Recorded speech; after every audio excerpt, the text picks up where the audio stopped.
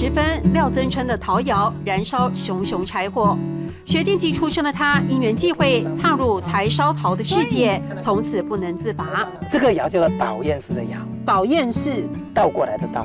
导焰式窑，这种窑呢烧的时候，它会上下温度很均匀。巨大的窑整座在日本盖好，才海运来台，一次可烧制上千件。有70多位陶友不定期把作品拿来这里烧制，火苗一旦点燃，就得烧上3天3夜。我们要排班呢，我们有排班表的，而且大家都会一直在催促，在烧的人说你不能弄出柴哦，出柴了我的作品就没了哦。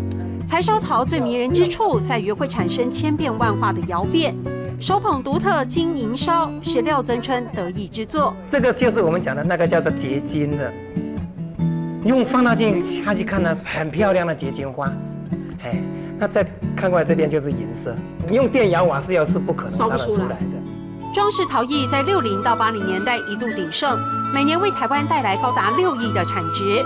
而今结合观光，廖增春要继续为台湾的陶艺产业创造更多面向。活到老学到老，教大家识一世好一世，识一世好一世，活到老学到老，识一世好一世，识一世好一世。